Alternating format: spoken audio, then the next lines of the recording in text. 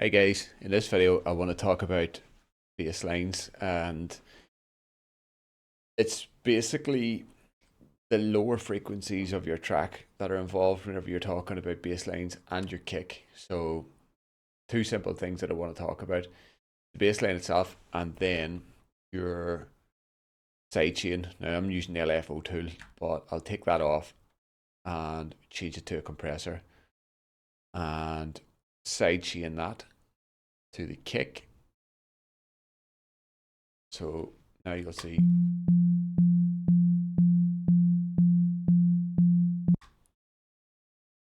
that. Yeah, I actually can put it on here.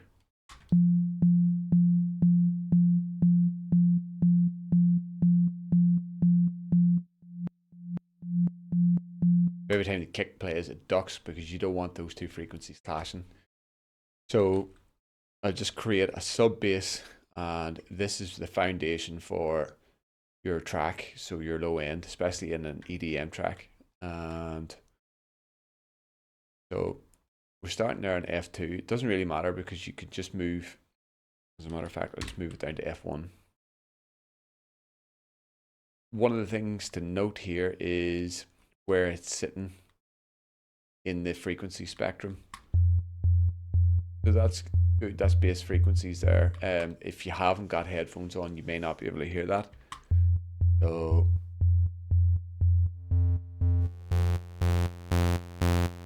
you can see I've added harmonics in here because I've changed the waveform. So for a sub bass, you want to use subtractive synthesis, which just means subtracting the higher frequencies. So watch these all disappear as I close that down. That's great. So what we want to do now is, this is your amp, your volume shaping. So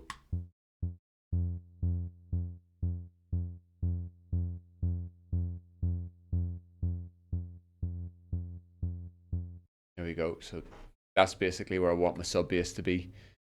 It doesn't really sound too powerful yet, but once you kind of change this to open up, so to do that every time a button is hit, so you want it to open up like that. So you map that using your matrix. Follow envelope 2 because that is the envelope that we're using here, and just kind of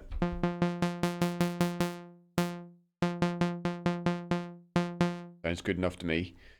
And you go into the envelope itself. I want to make it plucky, so here we go. Drop that down an octave, which is 12 semitones.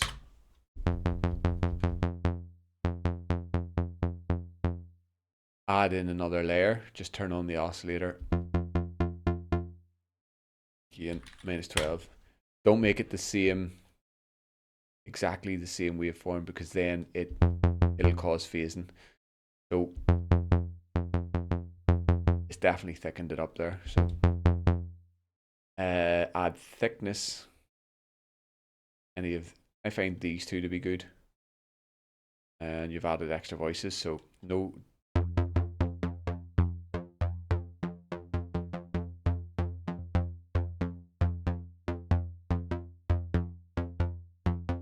It's great. And then change the filter to any one of these as long as this opens up, because you want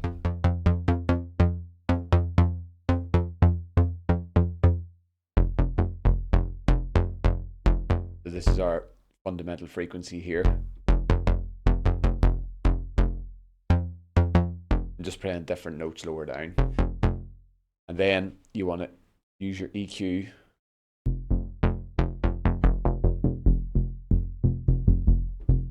That's a perfect bass line, perfect sub bass. So that'll be your foundation. That's exactly how I started off doing bass lines whenever I started producing music, and that was it. I didn't add any layers or anything, but now with a bit more knowledge, I can create more layers and make my bass lines more effective. So that's it, with a bit of side chaining on, and then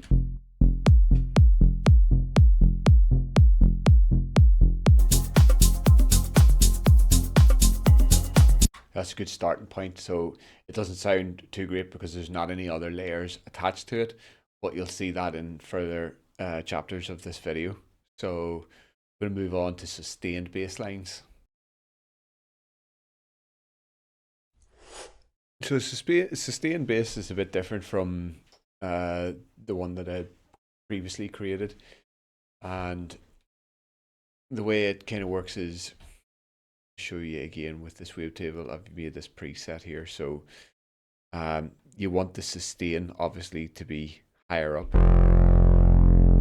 so when you hold the note that it stays, the sound stays on.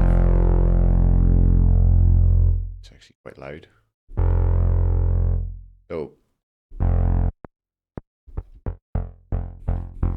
that's plucky. So if you want to turn the sustain up, but I want that sound to kind of fade down over a longer period of time, say like 8 seconds.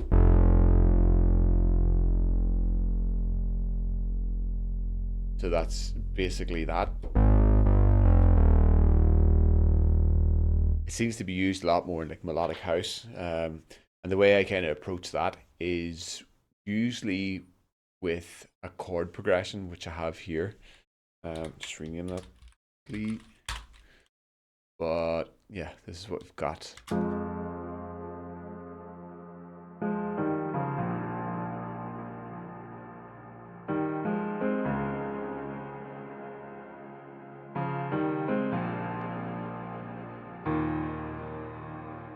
So I had already created the bass line for that.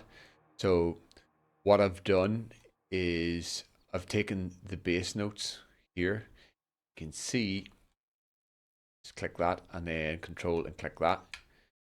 Click focus and choose the bass.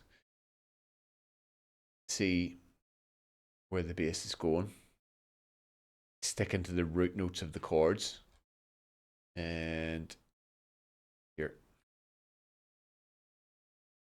Better whenever you just click on one.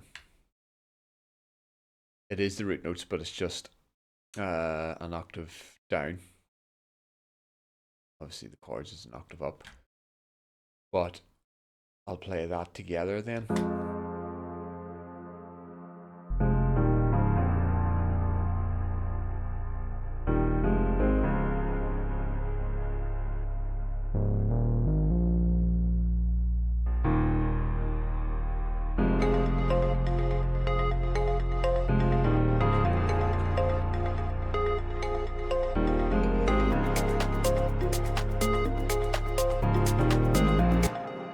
And that's the kind of sound that you're going to get with the sustained bass.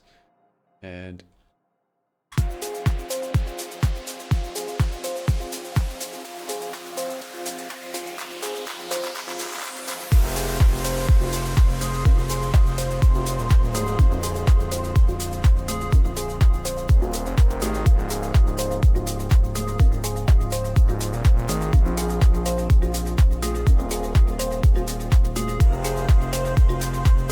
there are other factors at play here. We'll have automation for the cutoff. You see here, it's the serum patch, and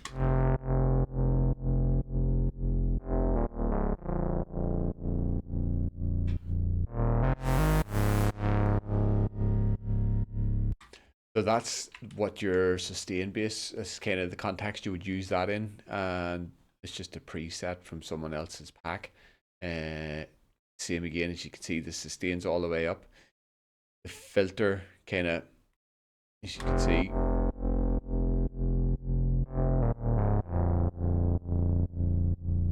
you watch how the filter opens and closes. It opens sharply and then drops down.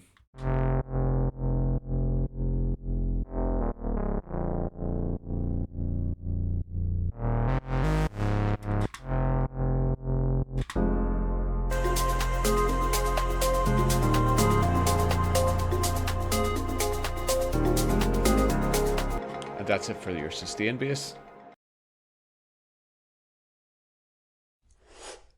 For this bass line, I want to talk about two different methods to use. Again, it's a more simpler track. It's kind of groove heavy with the sub bass and the tom. So I'll just play it first, just from here.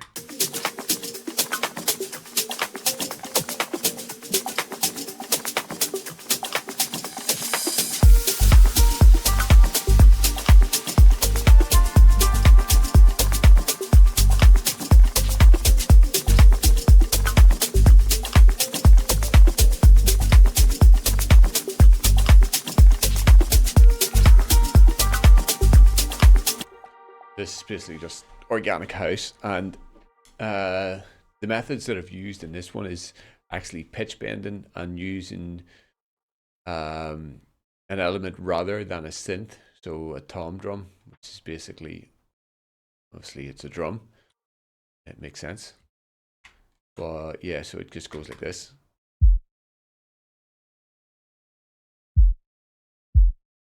But with the kick drum,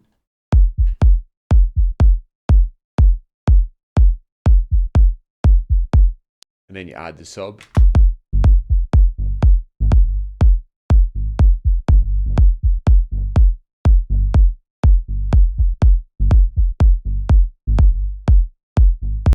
Obviously sidechaining the elements as well, just to keep it out of the way of the kick.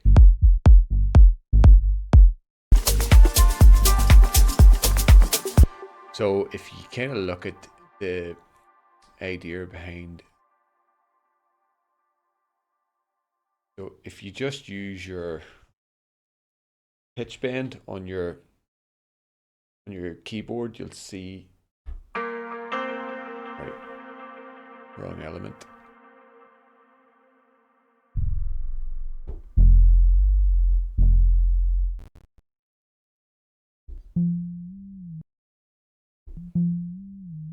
That's me just pressing it in and then moving it up and down. And what I've done is went into the clip itself, and I'll just, so this is how you would open the clip. It would be here. This might actually be in a different position. Could be like that or like that. Either way, you click this MIDI control and control the pitch bend. So I try to like keep it at 0, and then for each note, say if I was going to do this one, click here, click the end of the note, be there, and then kind of choose somewhere in between. Do that with it, or do that, or start low and go up high, or start high and go down low. That's what's given the pitch bend effect.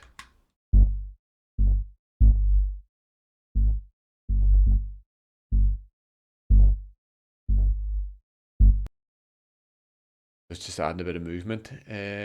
Also velocity changes as well, so one will hit harder than the other. I think I might have done that with this as well. No. But yeah, that kind of just gives you the groove. So that would be more of pitch bend automation and using other elements rather than synthesizers, especially in this kind of genre, organic house. Even if you just record yourself like hitting the table and just remove all the higher frequencies from it. Again, you can see here I've removed all of the higher frequencies. And I mean, I could layer this up if I really wanted to. Let's just quickly add something in. Anything at all.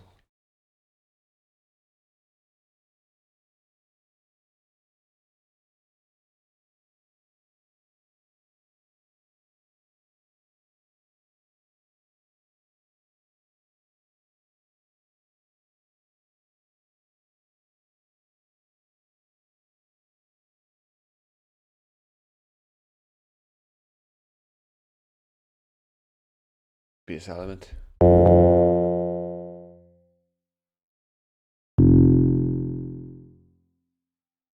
So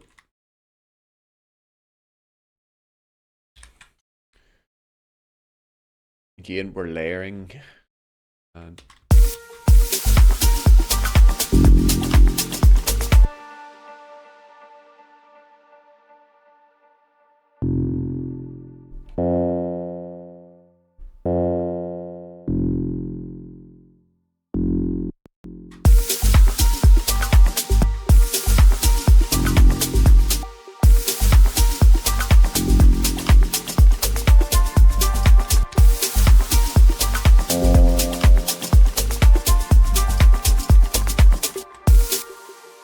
Probably a bad example of a preset, but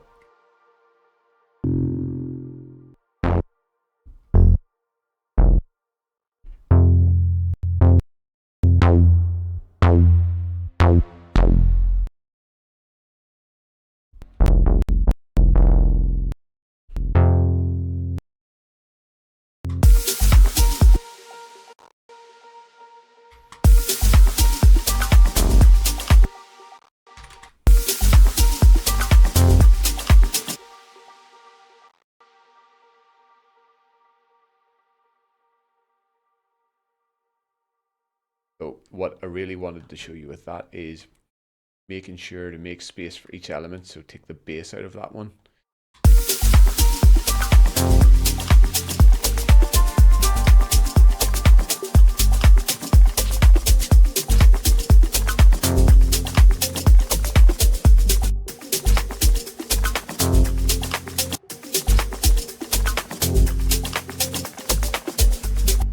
And then do a pitch bend on that as well. Towards the end of the note.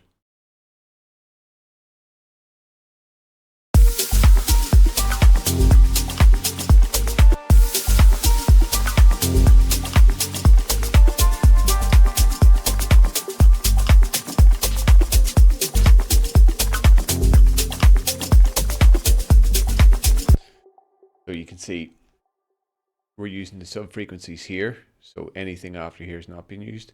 So that's like 95. And we go down, take that to about 100.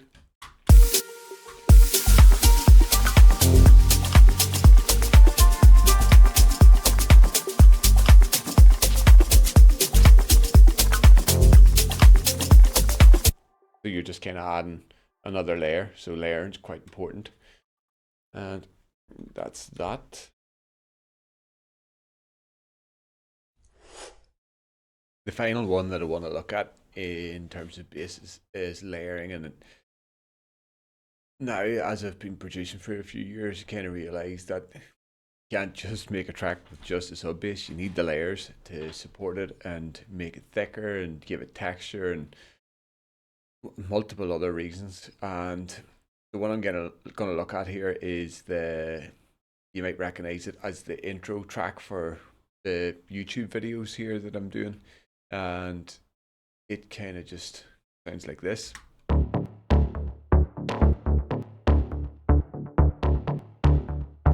All in its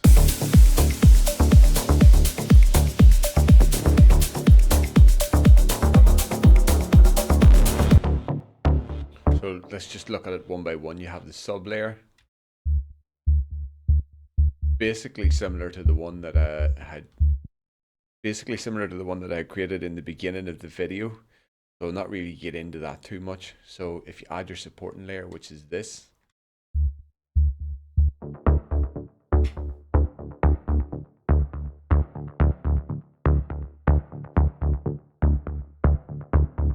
can see here using different velocities to kind of just give it an extra bit of groove. If they were all quite straight, this is what we would have. So this is it.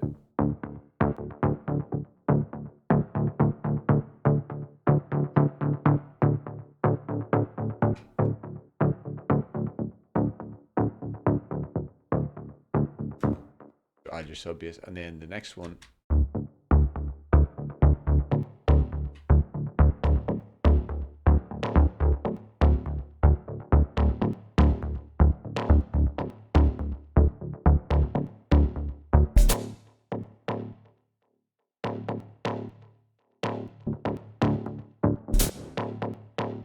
And you have just different things happening here.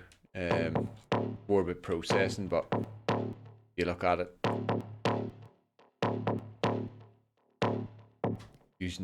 changing note length and also using velocity, and then it's this wee one here.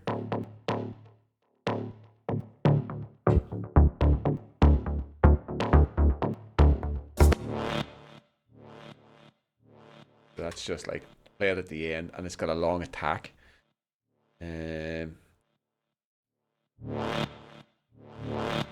it opens the filter over time.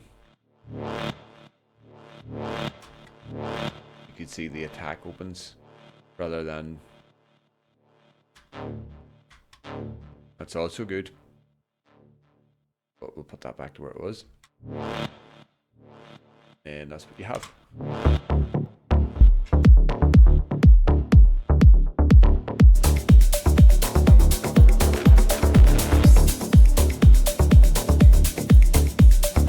I also think that might be part of it too.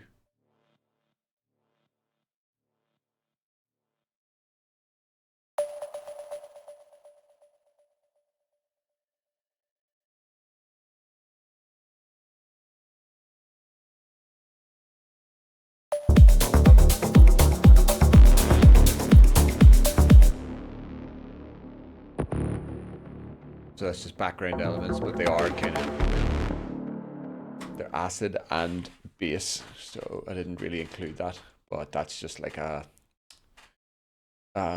sample. So yeah, that's it. That's the importance of layering. So if you can go again one more time with just this.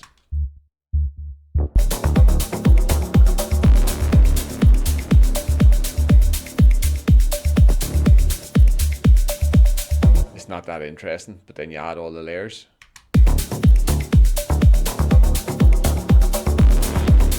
And you can see how I've used EQ to give everything its own space. You're taking away the sub frequencies there. And boosting it here, taking out more. So yeah, that's really it for bass. So I will do another video on sound design. So I'll go into actually creating bass synthesizer presets, and then kind of in practice show how to use them. And but this was mainly just to show you how to use different styles of bass rather than just this here.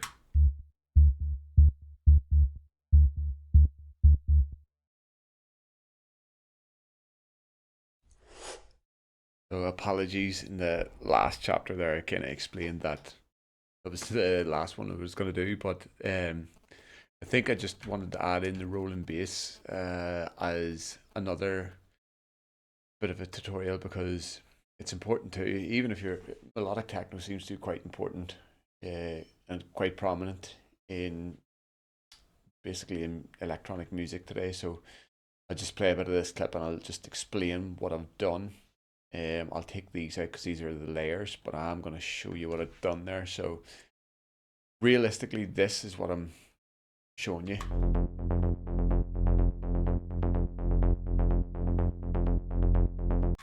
So in the context of the track,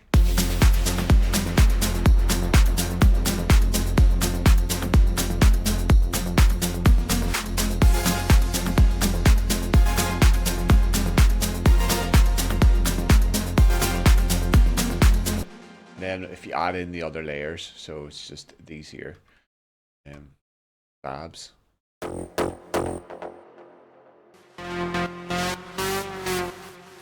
So with all that in, it goes like this.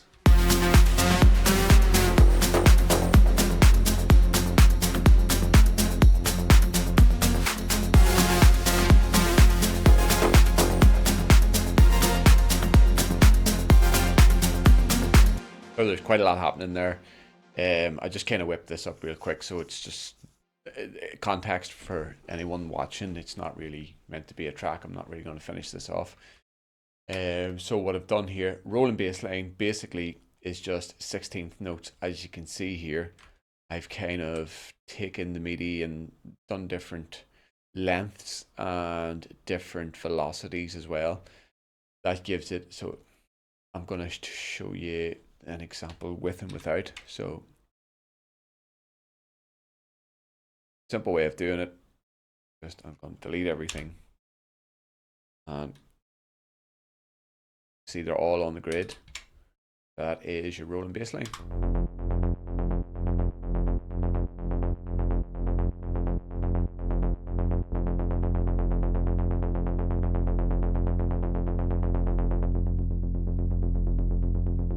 So it's very static, but what we can do is Turn your velocity on.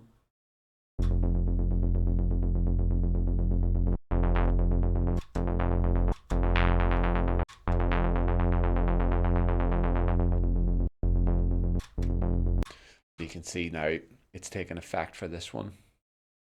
We take all of these down a wee bit, probably. What way we're going now? And open that a bit.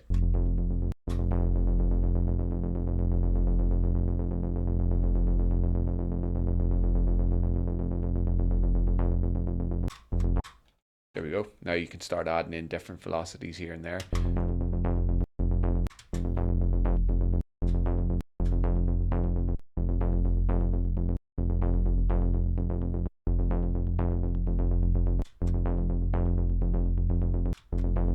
That's a nice groove. There we go. So now we can play around with note lengths. Try this.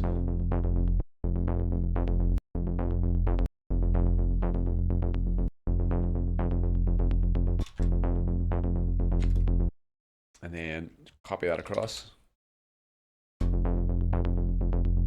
You can hear it's kind of clicking a wee bit. I think that's probably because of the release time.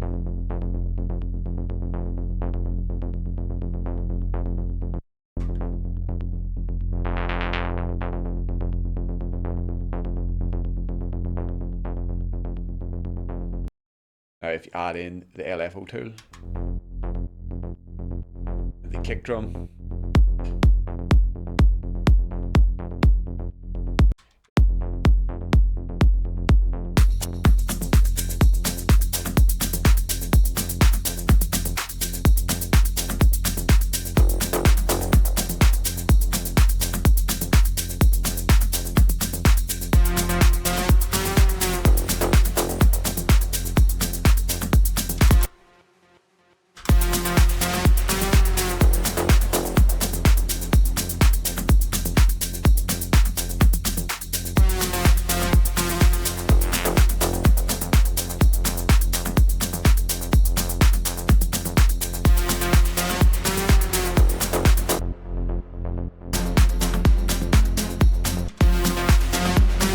there you go, that's your rolling bass. Now you can also do, I'll put this one back on, you can change these, put them up an octave. So try that.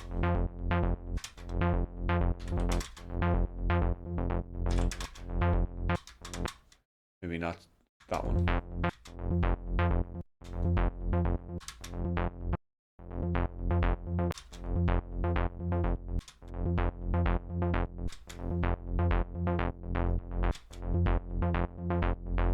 Now that gives you another different groove.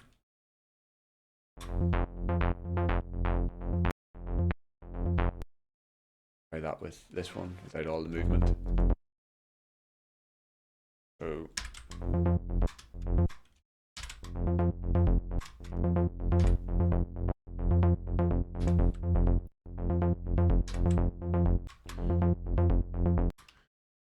and copy that across.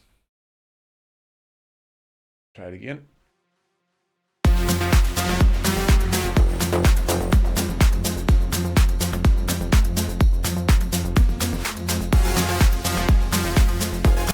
And there you go. And you can also take notes out. You can kind of do whatever you want, but the idea of the rolling bass is to keep the groove solid, but you want to add in all this movement. And you can even, as a bonus tip, you could just take your audio modulator LFO tool and map it to this.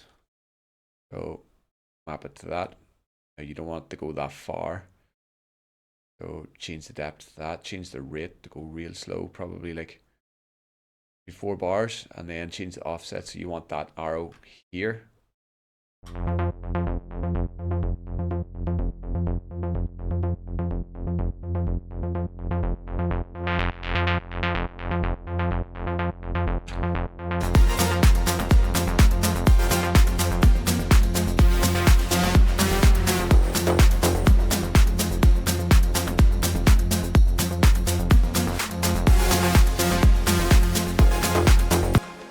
movement is key. It just gives everything a bit of life. If that was just sitting so static the way it was originally whenever we did this, then there's not really much life in that, is there? Check that. Even if you open and close the filter.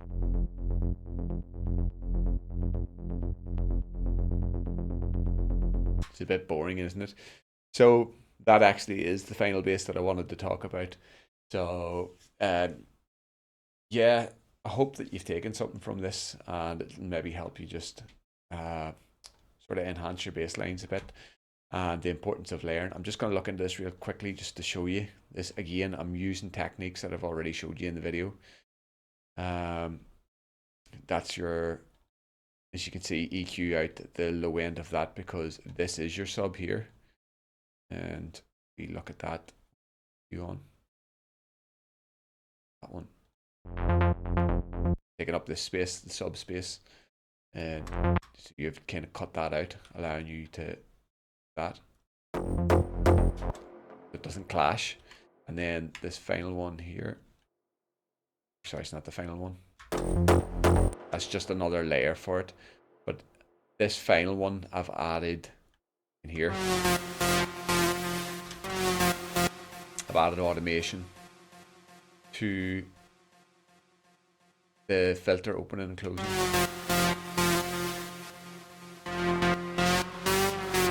But that's not all I've done. I've also went in here to the MIDI control to the pitch bend, which I had showed you earlier in the video, and you'll see that just puts that pitch up. It's like turning your pitch bend up on your MIDI keyboard. So all in.